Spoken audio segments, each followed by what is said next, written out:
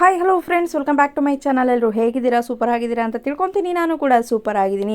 So ಇವಾಗ already BPL ration ಕಾರ್ಡ್ಗಳ ಸಮೀಕ್ಷೆ ನಡೀತಾ ಇದೆ. ಸೊ ಜೊತೆಗೆ ಏನು ಜಾತಿ ಗಣತಿ ಅಂತ ಮಾಡ್ತಾ ಇದ್ದಾರೆ. ಸೊ ಎರಡೂ ಕೂಡ ಒಂದೇ ಸಲ ಮಾಡ್ತಾ ಇರುವಂಥದ್ದು. ಏಕೆಂತಂದರೆ ಇವಾಗ BPL ರೇಷನ್ ಕಾರ್ಡ್ಗಳನ್ನು ಟ್ಯಾಕ್ಸ್ ಪೇಯರ್ಸ್ ಆಗಿರ್ಬೋದು, ಅದೇ ನೆಕ್ಸ್ಟು ಕೆಲಸದಲ್ಲಿರೋರಾಗಿರ್ಬೋದು, ಪ್ರತಿಯೊಬ್ಬರು ಕೂಡ ಯೂಸ್ ಮಾಡ್ಕೊಳ್ತಾ ಇದ್ದಾರೆ ಅನ್ನೋ ಒಂದು ಮಾಹಿತಿ ಇರೋದ್ರಿಂದ ಇಲ್ಲಿ 8ರಿಂದ 10 ಲಕ್ಷ ಫಲಾನುಭವಿಗಳ ಒಂದು ರೇಷನ್ ಕಾರ್ಡ್ ಏನಿದೆ, ಸೊ ಆಲ್ಮೋಸ್ಟ್ ಇವಾಗ ಅದನ್ನು APLಗೆ ಕನ್ವರ್ಟ್ ಮಾಡಬೇಕು. ಇಲ್ಲಿ ಕಂಪ್ಲೀಟಾಗಿ ಅದನ್ನು ಕ್ಯಾನ್ಸಲ್ ಮಾಡೋದಿಲ್ಲ, APLಗೆ ಕನ್ವರ್ಟ್ ಮಾಡ್ತಾರೆ. ಈ ಒಂದು ರೂಲ್ಸನ್ನು ಕೇಂದ್ರ ಸರ್ಕಾರನೇ ಹೇಳಿರುವಂಥದ್ದು ಅಂತ ನಮ್ಮ ಆಹಾರ ಸಚಿವರಾಗಿರುವಂತಹ KH ಮುನಿಯಪ್ಪ ಸರ್ ಅವರು ಹೇಳಿದ್ರು. ಸೊ ಇದರ ನಡುವೆ ಕೆಲವೊಬ್ಬರಿಗೆ ಇರುವಂತಹ ಕ್ವೆಶನ್ ಏನಂತ ಅಂದರೆ, ಹೊಸದಾಗಿ BPL ರೇಷನ್ ಕಾರ್ಡ್ಗಳನ್ನು ಮಾಡಿಸ್ಬೇಕು ಅಂತ ಅನ್ನೋರು ಯಾವಾಗ ಅಪ್ಲೈಯನ್ನು ಮಾಡಬೇಕು ಅಂತ ತುಂಬ ಜನಕ್ಕೆ ಡೌಟ್ ಇತ್ತು ಅಂತಲೇ ಹೇಳ್ಬೋದು. ಸೊ ಅದ್ರ ಬಗ್ಗೆನೂ ಕೂಡ ಇಲ್ಲಿ ನಮ್ಮ ಆಹಾರ ಸಚಿವರು ಒಂದು ಗುಡ್ ನ್ಯೂಸನ್ನು ಕೊಟ್ಟಿದ್ದಾರೆ. ನಮ್ಮ CM ಸರ್ ಅವರು ಕೂಡ ಗುಡ್ ನ್ಯೂಸನ್ನು ಕೊಟ್ಟಿದ್ದಾರೆ ಅಂತಲೇ ಹೇಳ್ಬೋದು. ಸೊ ಬನ್ನಿ, ಹಾಗಿದ್ರೆ ಯಾವಾಗಿಂದ ಅರ್ಜಿಯನ್ನು ಸಲ್ಲಿಸಬಹುದು, ಸೊ ಇನ್ನೂ ಅತಿ ಹೆಚ್ಚು ಮಾಹಿತಿಯನ್ನು ತಿಳಿಸ್ಕೊಡ್ತೀನಿ. ವಿಡಿಯೋ ತುಂಬಾ ಇಂಪಾರ್ಟೆಂಟ್, ಎಲ್ಲೂ ಕೂಡ ಸ್ಕಿಪ್ ಮಾಡದೆ ಕೊನೆವರೆಗೂ ಕೂಡ ನೋಡಿ. ಜೊತೆಗೆ ಈ ಒಂದು ಮಾಹಿತಿಯನ್ನು ಆದಷ್ಟು ಎಲ್ರಿಗೂ ಕೂಡ ಶೇರ್ ಮಾಡಿ. ವಿಡಿಯೋನ ಸ್ಟಾರ್ಟ್ ಮಾಡೋದಕ್ಕಿಂತ ಮುಂಚೆ ನೀವೇನಾದರೂ ಹೊಸದಾಗಿ ನಮ್ಮ ಚಾನಲನ್ನು ನೋಡ್ತಾ ಇದ್ದರೆ ಸೊ ಪ್ಲೀಸ್ ಬೇಗ ಸಬ್ಸ್ಕ್ರೈಬ್ ಮಾಡ್ಕೊಳ್ಳಿ. ಒಂದು ವೇಳೆ ಏನಾದರೂ ಫೇಸ್ಬುಕ್ ಪೇಜಲ್ಲಿ ವಿಸಿಟ್ ಮಾಡ್ತಾ ಇದ್ದರೆ ಸೊ ಅಲ್ಲೂ ಕೂಡ ಫಾಲೋ ಮಾಡಿ, ಲೈಕ್ ಮಾಡಿ, ಕಮೆಂಟ್ ಮಾಡಿ, ಶೇರ್ ಮಾಡಿ, ಜೊತೆಗೆ ಸಪೋರ್ಟ್ ಮಾಡಿ. ಯಾರೆಲ್ಲ ಫಾಲೋ ಸಬ್ಸ್ಕ್ರೈಬ್ ಮಾಡ್ಕೊಂಡು ಸಪೋರ್ಟ್ ಮಾಡ್ತಾ ಇದ್ದೀರಾ ಸೊ ಎಲ್ರಿಗೂ ಕೂಡ ಹೃದಯಪೂರ್ವಕ ಧನ್ಯವಾದಗಳು.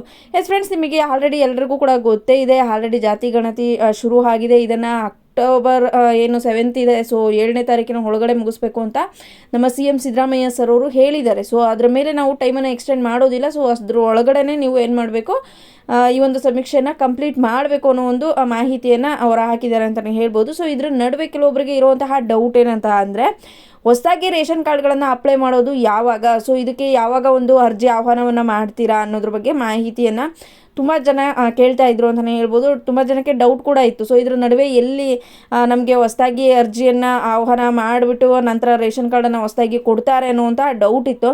ಬಟ್ ಆಹಾರ ಸಚಿವರು ಇದಕ್ಕೆ ಒಂದು ತೆರೆ ಎಳೆದಿದ್ದಾರೆ ಅಂತಲೇ ಹೇಳ್ಬೋದು. ಸೊ ಗುಡ್ ನ್ಯೂಸನ್ನು ಕೂಡ ಕೊಟ್ಟಿದ್ದಾರೆ ಅಂತಲೇ ಹೇಳ್ಬೋದು. ಸೊ ಯಾರೆಲ್ಲ BPL ರೇಷನ್ ಕಾರ್ಡನ್ನು ಮಾಡಿಸ್ಬೇಕು ಅಂತ ತುಂಬ ದಿನಗಳಿಂದ ವೆಯ್ಟ್ ಮಾಡ್ತಾ ಇದ್ರಿ, ಸೊ ಅಂಥವ್ರಿಗೆ ಕೊಟ್ಟಿರುವಂತಹ ಗುಡ್ ನ್ಯೂಸ್ ಏನಂತ ಅಂದರೆ, ಇದೇ ಅಕ್ಟೋಬರ್ ತಿಂಗಳಿಂದ ಏನು ಮಾಡ್ತಾರೆ, ಇಲ್ಲಿ ಹೊಸದಾಗಿ BPL ರೇಷನ್ ಕಾರ್ಡ್ಗಳನ್ನು ಮಾಡೋದಕ್ಕೆ ಅರ್ಜಿಗಳನ್ನು ಕರೀತಾರೆ ಅಂತಲೇ ಹೇಳ್ಬೋದು. ಸೊ ಅರ್ಜಿ ಅಂದರೆ ಅಪ್ಲೈ ಮಾಡೋದಕ್ಕೆ ಅಷ್ಟೇ. ಸೊ ಅದೇನು ಸಪ್ರೇಟಾಗಿ ಮಾಡಬೇಕು ಅನ್ನೋದೇನಿಲ್ಲ. ಸೊ ಹೊಸದಾಗಿ ರೇಷನ್ ಕಾರ್ಡ್ ಮಾಡಿಸ್ಕೊಳ್ಳೋರಿಗೆ ಏನು ಮಾಡ್ತಾರೆ, ಅವಕಾಶವನ್ನು ಕಲ್ಪಿಸಿ ಕೊಡ್ತಾ ಇದ್ದಾರೆ ಅಂತಲೇ ಹೇಳ್ಬೋದು.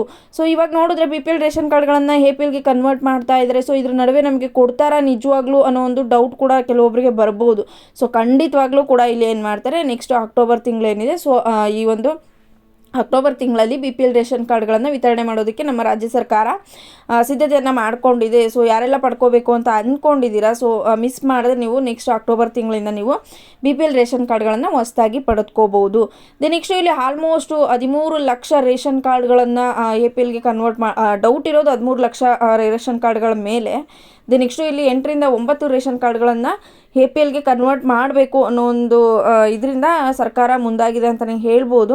ಸೊ ಹಾಗಾಗಿ ನೋಡೋಣ ಎಷ್ಟು BPL ರೇಷನ್ ಕಾರ್ಡ್ಗಳು ಇಲ್ಲಿ ಕನ್ವರ್ಟ್ ಆಗುತ್ತೆ, ಸೊ ಎಷ್ಟು ಜನ ಸಿಕ್ಕಿ ಬೀಳ್ತಾರೆ, ಸೊ ಅಥವಾ ಏನಾದರೂ BPL ರೇಷನ್ ಕಾರ್ಡ್ಗಳಿಗೆ ಮಾನದಂಡಗಳಿಗೆ ಒಳಪಟ್ಟಿದ್ದು ಮಾಡಿಸ್ಕೊಂಡು ಸೊ ಅಂಥ ಫಲಾನುಭವಿಗಳಿಗೂ ಕೂಡ ಏನು ಮಾಡ್ತಾರೆ, ಕೆಲವೊಂದು ಸಲ ಈ ರೀತಿ ಸಮೀಕ್ಷೆ ಮಾಡಿದಾಗ ಸೊ ಬಡವರನ್ನು ಕೂಡ APLಗೆ ಕನ್ವರ್ಟ್ ಮಾಡಿಬಿಟ್ಟು ಲಾಸ್ಟ್ ಟೈಮ್ ಮಾಡಿದಾಗ ಅದೇ ರೀತಿ ಪ್ರಾಬ್ಲಮನ್ನು ಕ್ರಿಯೇಟ್ ಆಗಿಬಿಡ್ತು.